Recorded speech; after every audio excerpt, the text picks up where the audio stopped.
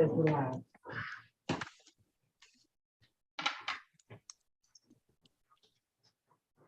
All right, my name is Ben Chandler. This is the regular May meeting and Election Day meeting of the Kentucky State Board of Elections, May 17, 2022 at 1 p.m.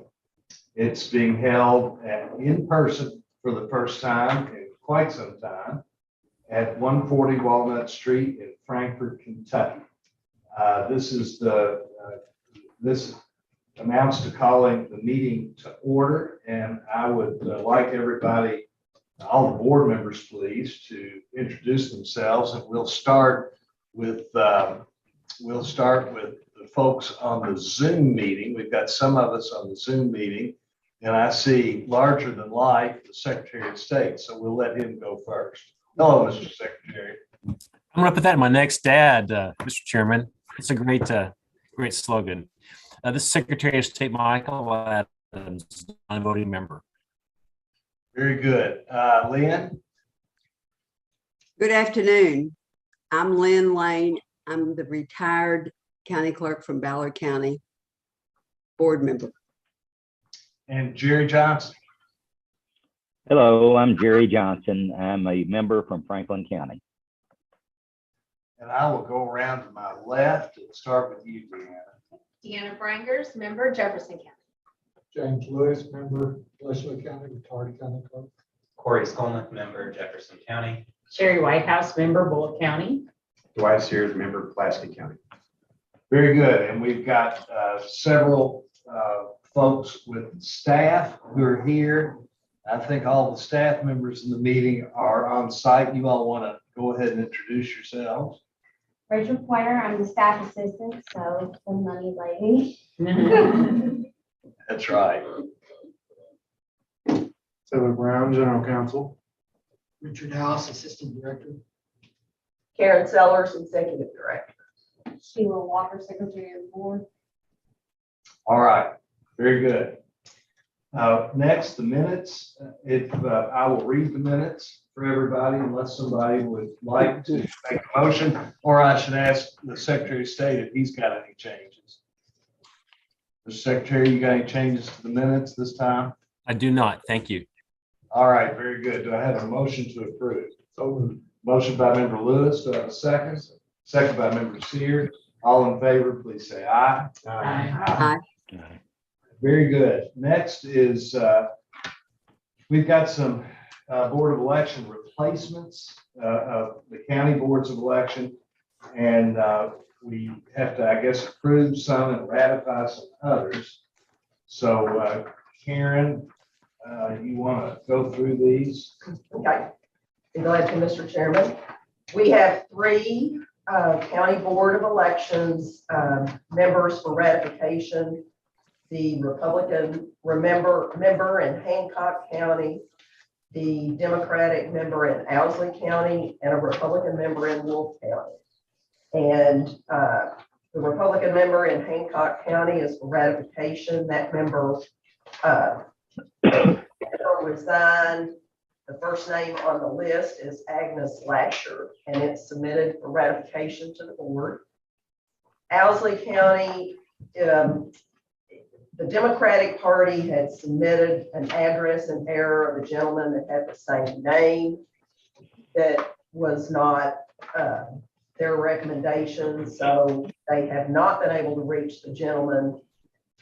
And they are, Kentucky Democratic Party is submitting the resignation because the member has never participated at the County Board of Election level.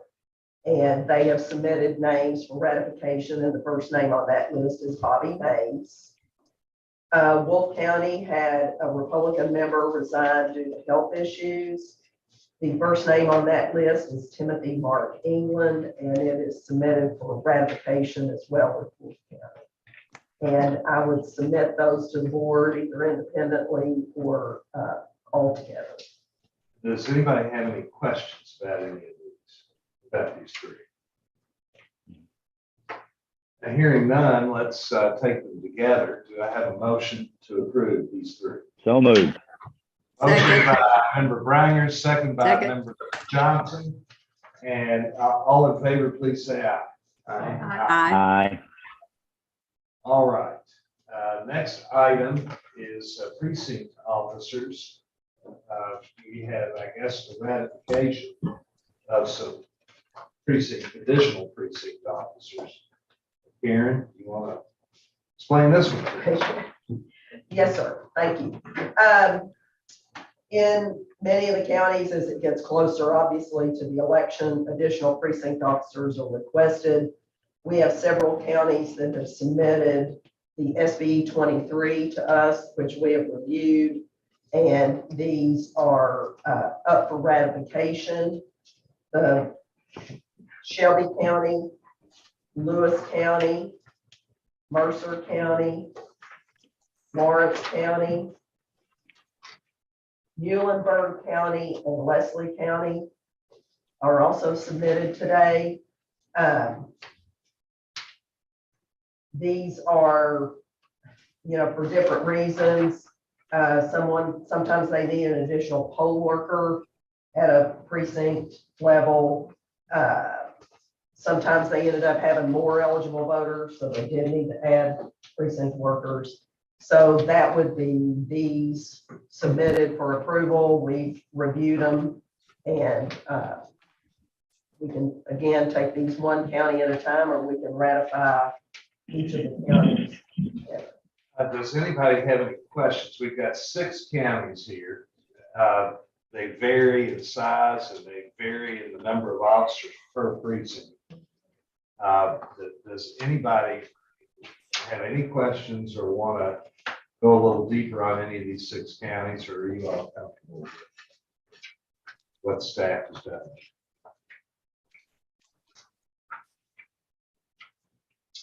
I don't hear any questions. Any discussion at all on this? If not, I'll take a motion to treat all of these as one group. I'll make that motion. A motion by Member Lane. Do we have a second? Second by Member Brangers. All in favor, please say aye. Aye. Aye. All right, very good. Now we move on to an item that's slightly different, and that is ratification of emergency precinct officers. Karen, you want to explain this to everybody? Well, a little bit of this has to do with poll worker recruitment and ensuring party parity at the polls. So several of the counties were having difficulty either finding a registered Republican or a registered Democrat.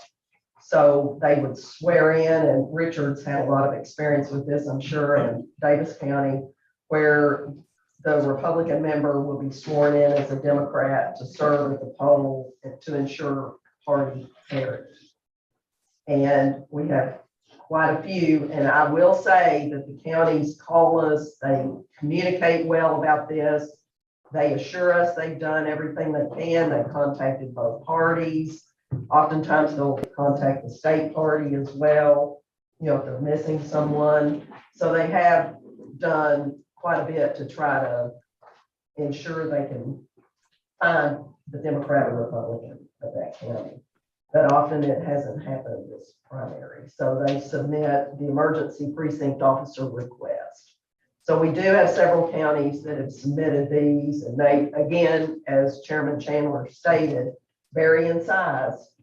And either Eastern, Central, Western Kentucky, just several different areas of the state. So it's not any one particular place. But Are there any of these that are particularly unusual? I noticed that in this list, Monroe County, for instance, stands out. It's got, I think, maybe 5 different items under Monroe County. And I'm not entirely sure. You might want to explain what this means. For instance, it says 1 officer for 5 precincts, and you've got 2 officers for 2 precincts, 3 officers for 1 precinct. So I'm just curious what all that means. well, Monroe County is one of those counties that opened all of their precincts and do not have vote centers. Okay. So she was having difficulty finding precinct workers for particular precincts. And that has been an issue in areas where they did open all their precincts. So she was having trouble at B101. Well, if she opened all of her precincts, why would she have one officer for 5 precincts? Just out of curiosity.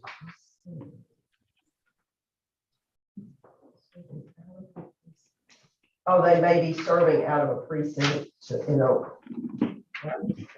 How does one person serve 5 precincts if all precincts are open? I don't think that's what that means. No, I don't think it. That doesn't mean that, Ben. What does that mean? Right, That means that one officer, she needs an additional officer in 5 precincts. Right, James? Isn't that the way you interpret it, Richard? 5 different precincts. Correct. I see. Because I was looking at this, I'm not sure. And then two additional officers are needed in 2 precincts. And then 3 officers are needed in just 1 precinct. Okay. So Jackson County, where it says 1 officer for 12 precincts, that means that 12 officers have been ratified. Right, and they have both. Yes. So they're Well, they have, they're serving at a vote. so what that language means is that we're ratifying 12 individuals to serve as emergency precinct officers, not 1 officer. Right. Okay. It I is- think it just confused me a little bit. Well, it's quite a bit of change in precinct officers that I'm not sure has typically happened in the past. It is Sheila a has said whole it's lot. Right. Precinct Probably officer. Republicans serving as Democrats. Right. Yeah, we're running out of Democrats, aren't we? Precinct officer recruitment is difficult, and where we didn't use all precincts last election cycle. You tend to lose precinct officers, and I guess have an election every year, it's easier to keep officers because they tend to stay with you better. So I think that is leading to a lot of this emergency appointment thing today. Is the fact that they got out of the habit of serving as precinct officers and didn't want to go back.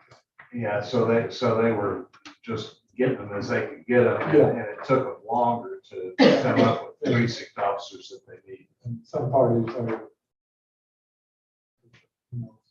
extremely one-sided in registration.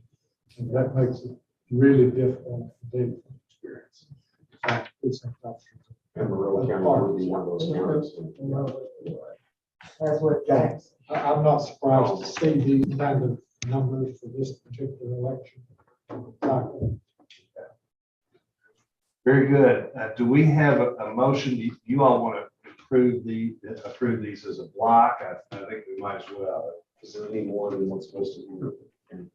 This is what we, this additional list plus from the, I can read off the ones that were on not the ones we just received.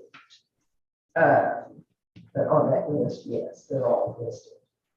So we have Jackson, Whitley, Lewis, Hancock, Crittenden, Nicholas, Perry, Monroe, Urban, and additional at Hancock.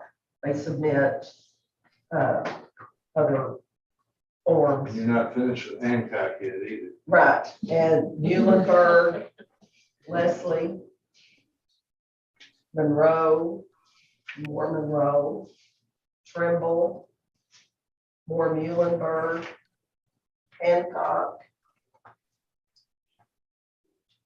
another Hancock, Metcalf, Mercer, Leslie, Leslie, and yes. So, and if I read the sheets more than once, that means they may have submitted it a week ago or 10 days ago, but then in the last several days since the board packet was sent, we've had additional precinct officer, emergency precinct officer requests. Okay, well, that's a lot, and I'm sure that you all have been quite diligent in making sure that folks are doing this properly. Yes. So with that, do we have a motion to approve or to ratify? Motion by Member Lewis to ratify all of these emergency precinct officers. Do we have a second? Second. Second by Member Brangers. All in favor, please say aye. Aye. Aye.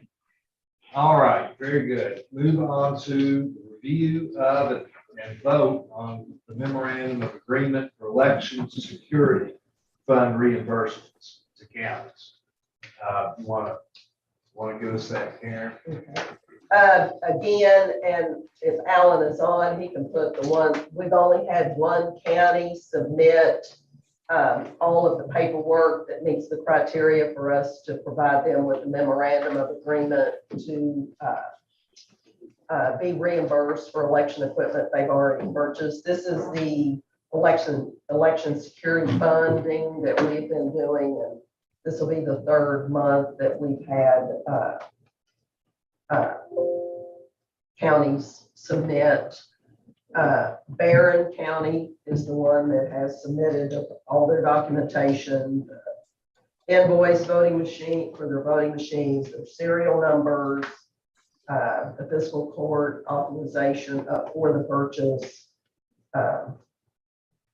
And we. So we're just submit talking about Barron County. Barron County only, and Alan must be on a call or whatever, but it was 62,500, correct? They were eligible for 62,500, and that is the request that we are asking for today, so we can move forward and get the memorandum of agreement to their fiscal court. And that's for what they're signature. entitled to. Yes, that's what they're entitled to, and All right. Any discussion about this, or maybe I should accept a motion to approve this to begin with? Anybody like to make that motion by Member Reiner? So have a second by Member Sears. Any discussion about this? We've been through this before, of course. Sounds pretty routine. Anybody? All right, all in favor, please say aye. Aye. Aye. Very good. Approved. Now, Ms. Pointer, would you like to visit with us about our financial situation? I would. All right, very good. Just go ahead and forgive me for my awkwardness of my first in-person meeting. Really, there's not a whole lot going on. Just wanted to touch base on some things on the operating page. We canceled our cable, so we're gonna save a little bit on that per month because we weren't using it. You'll notice there, in February, there was a $98,000 credit. That's because we're starting to move expenses at the end of the year. A lot of things are gonna hit our general fund, but they are applicable to our federal expenses. And so we're starting to move those over as we start to close out the year. So that will be happening a little more frequently. The postage charge, that one skyrocketed because we did mail out our Eric mailers. So there's going to be about $135,000 worth of postage for those mailers. So that's abnormal. And then some other areas that we are going to start offloading our general funds to our federal funds are the MiFIs and Cradle funds. So those types of applicable grant charges will be moved. So that this won't be the first month that you'll see that. We'll probably do that for the next couple of months until we get to July 1st. That's pretty much all I have there. The regular expenses for grant contractors, things like that, those are all pretty steady. Haven't seen too many changes in those. We have seen quite a bit of negative interest, and we anticipate seeing that continue till maybe the end of the first quarter, second quarter of FY23. What does that mean? negative interest, it means that we have lost interest in mainly our accounts, our federal accounts that have the $3 million and the $4 million in them. So we have our money parked there and we're paying them to hold our money. That, well, I mean, yes, all of those accounts do have to gain federal interest required by the grant. And because of the interest rates right now have negatively impacted us there. But that has been changed. They have said that there's going to be a resolution for that on the federal level, and that we should start seeing positives again. Anybody have any questions about that? How much in negative interest are we talking about? We're talking about a lot. I'll have to add it up to give you a firm total, but $1,000 over the past few months. I'm not sure I understand entirely. Yeah. You mean, are we, the federal government is taking money out or banks are taking money out or what? No, so the way that our grants work is we are given cash up front. EAC requires us to put that cash in an interest-bearing account. We've done that. The state has a very specific policy about we don't touch the interest. So it comes from finance divvies up the interest calculations, and then they either directly debit or credit our account every month. It has been negative. I have talked to finance about that. They have said it's across the board. I'll be more than happy to provide the board with a statement from finance that we have gotten about this. This is not particularly something that is in our control at this point. So you're just getting these numbers from the finance cabinet, but I'm confused. I don't remember ever seeing anything like this before. Where we would actually lose money. It hasn't happened before. It's only happened since the pandemic started, from what I can tell. And it's not just us. When I've talked to finance candidates, a lot of agencies. Did they tell you why? Not exactly. I can provide you with the statement, but other than that, that's just.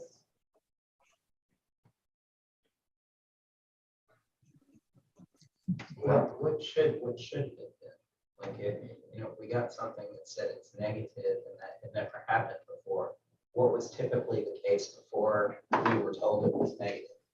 Well, you just get interest. Right. Yeah, Just I like mean- that. But I mean, I guess my question is, what kind of volume would we have been talking about? It varies.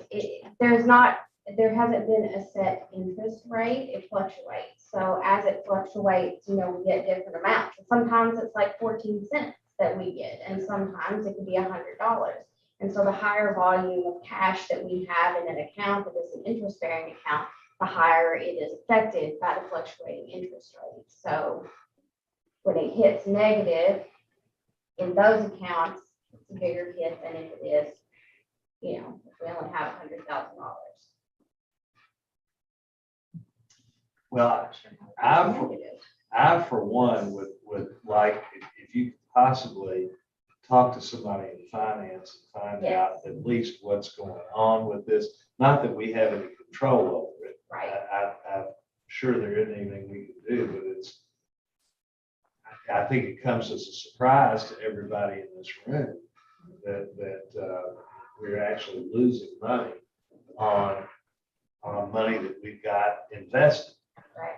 And, we've lost it before. It was I mean, typical. invested in a savings account, I should say. I mean, this is not invested in stock or anything. This is a Right. savings account. And it has fluctuated, like, since I've started, because I started in the middle of the pandemic. And since I've started, there would be, a month where you would have a positive, and then there would be a month that you had a negative. And so you were netting positive overall, whatever that may be.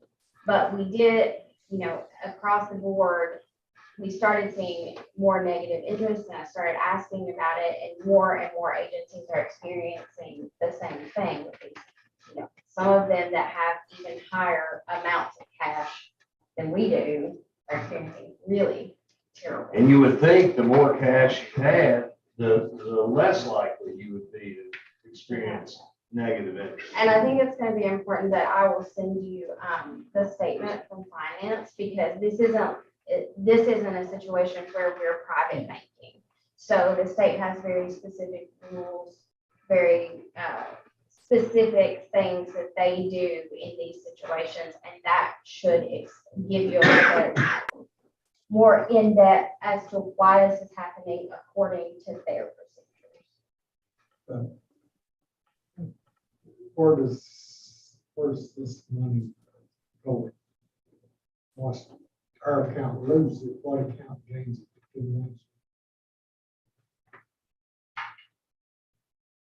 Let the record reflect that she's shaking her head. no. Yeah, sorry. You stumped me on that one.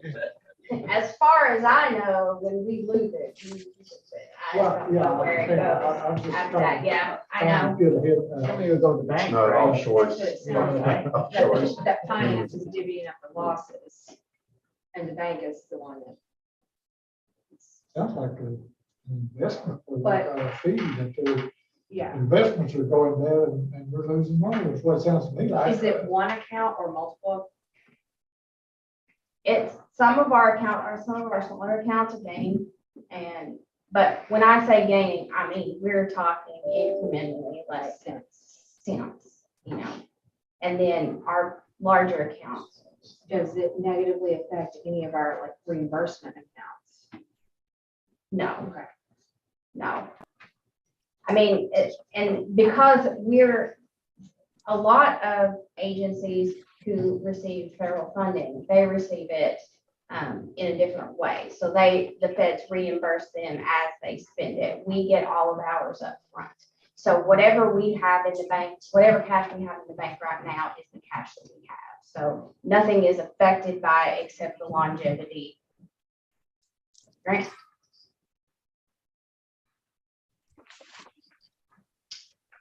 The statement I from think- finance explaining this would Yes. be. I think Very if appropriate. you could, Yes. for the next meeting, if you could Absolutely. give us a little bit more explanation as to why this is happening. I mean, it may be happening in a lot of places, but I'm not aware of that happening, for instance, in my personal savings account, although maybe I better look at that.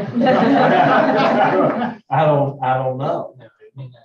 I think a lot of it's going to depend on what the state's investment policies are. If you look at what we do at the university, they basically move money daily, and it's not in stocks or anything else. So I suspect we got caught up in one of those moves with the interest rates changing. But if it's appropriate, Mr. Chairman, I'd like to at least approve the report from the finance officer, and then as you've asked, to have her report back why the withdrawal occurred based upon the interest that we'd earned. I will treat that as a motion by Member Johnson to approve the report. Do I have a second? Second by Member Lewis. All in favor, please say aye. Aye. Aye. All right, the report is approved, and Rachel, you'll give us an explanation as to why this is happening. Yes. Okay, doesn't mean we're gonna have to do anything on the expenditure side to deal budgetarily, to deal with anything? Okay, No, I think we won't know how this is going to impact our longevity of these grants until we see, this projected end of first quarter, beginning of second quarter uptick. So, we still might be in the same federal cycle, and it still might even out overall. So just because it happened right now in this way doesn't mean that it will happen, if it continues to happen, then that's a whole different thing. And it just means that we have less cash to operate. So I would say right now it's still early to know the real impact of it. all right, very good. Any other questions from anybody? All right, on we move. Next item is the County Clerks Association, and we don't have, I don't think, a representative from the county clerks here with us today. I suspect they might be busy. That's what's in the You phone. think? Like Denny, and he said he's covered up. Yeah, I'm shocked. All right, very good. Then we'll move on to the Secretary of State's report. Mr. Secretary, you are up. I could have used the same excuse as the clerks, I guess, huh? I don't have any formal report. I just want to thank everyone for their service and their long hours, everyone in the room and everyone out there at the polls today. It's been a smooth election so far. There's always human error here and there at a micro level. That's true of every election. But despite the significant changes that we've made in the last few years, it's still gone extremely smoothly. I'm real proud of that. It's perfect voting weather out there today. It's sunny and 80. You can't ask for a better day to go out there and exercise your rights. I want to encourage everyone to go vote in the next several hours. Thank you. Very good. Thank you, sir. Karen, Executive Director report. And again, Secretary Adams has said very well that things seem to be going fairly smooth. We're all here to talk to voters, talk to county clerks, be available for any kind of help. Thanks to the board for being here today and staying in session with us. It's meant a lot to have everyone here in person. So welcome. I would like, the only thing I would like is a small report from Taylor and Richard, if they briefly want to say, we did have another risk limiting audit meeting. And I don't want to lose, that momentum of reporting to the board. So if you all want to just briefly talk about the second meeting we had recently and. That's fine. We did have our second meeting. Ms. Burrell met with us and kind of gave us a tutorial on risk limiting audit 101. So we kind of got some background. She's given us a lot of reading materials for the summer, and so we're engaged in that. And we'll, after this meeting or after today, we will go ahead and schedule 2 meetings for June, and then 2 in July, and so forth. By the end of the summer, we should have a good indication on how we're going to go, and then we'll kind of proceed to clean it up and get it ready for a test at the end of the year. So that's where we're headed right now. So we've had good participation at the meetings and really proud to have 6 counties, I think, represented, Secretary of State's office.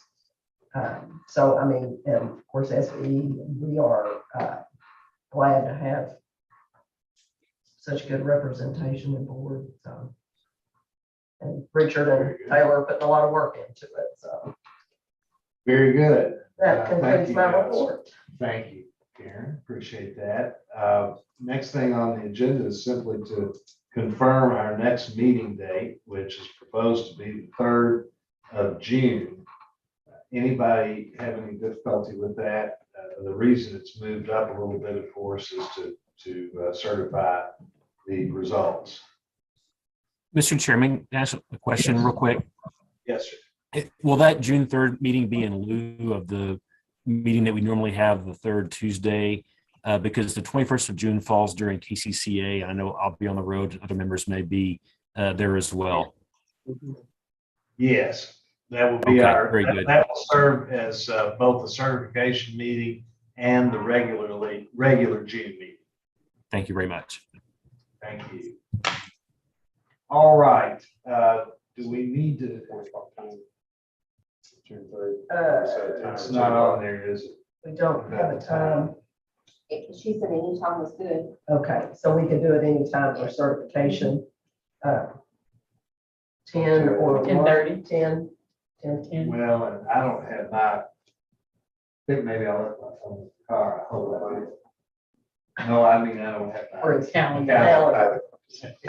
Maybe by the end of the day, before we adjourn at the end of the day. Yeah, let's could confirm, we let's confirm a time. A time At some prior point to, before the day. prior to Yeah, concluding today. Is that fine with everyone? That's okay with We- everybody else. Will that be a full meeting? Yes. Yes. Financials don't close until the 7th of the month. So maybe you can do the other report by Yeah, June 3rd, and then we can submit the financials. That would be fine at the, Okay. at the July meeting. What she has that prepared. And if there's any questions. Okay, do we need to go into executive session? Need, no, if you'd like, we can. Just to update. maybe.